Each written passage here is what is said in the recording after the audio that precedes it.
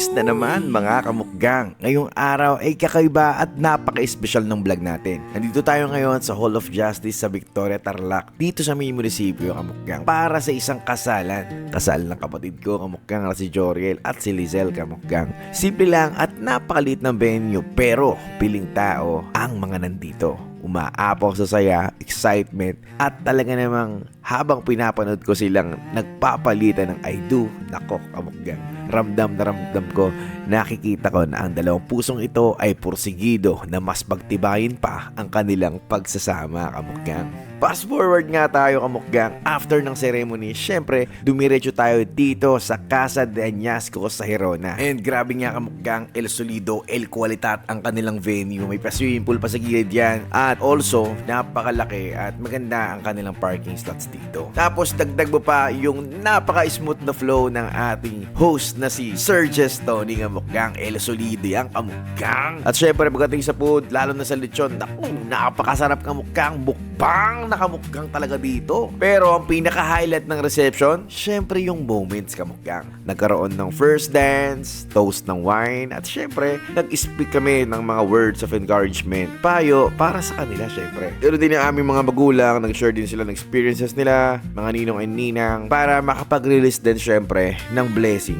sa mga bagong kasal. Alam niyo mga kamukgang, marriage is God's design. Hindi lang ito tungkol sa lalaki at babae. Ang tamang formula ay si God, men at women. Tatlong lubid na hindi madaling maputol. Naaalala ko yung kwento sa Bible sa John chapter 2, yung kasal sa Cana. Ito yung unang-unang event na dinaluhan ng Panginoong Hesus at naghimala siya doon. He turned water into wine. Ano ang ibig sabihin nun? Personally for me, kamukgang, naniniwala ako na kapag in-invite mo ang Lord sa kasal nyo, siya mismo ang pupunta. At never pa ako naka-encounter na hindi nag-provide ang Lord kapag siya ang sentro ng relasyon ninyo. Kaya gusto kong mag-iwan ng payo sa mga young couples o live-in partners na nanonood nito. Magpakasal kayo kamukgang. Gawin yung tama ang inyong relasyon. Kahit sa simple at hindi magastos na paraan. Bakit? Kasi ang kasal ay nagbubukas ng doorway of blessings. Nagiging banal ang pagsasama ninyo kapag ina-acknowledge nyo ang Panginoon. Na-experience ko yan firsthand sa aming marriage mag-asawa. Magpo-provide talaga ang Lord. Sa pagde-decide nyo pa lang na magpakasal at nakikita ng Lord yung posture ng heart ninyo,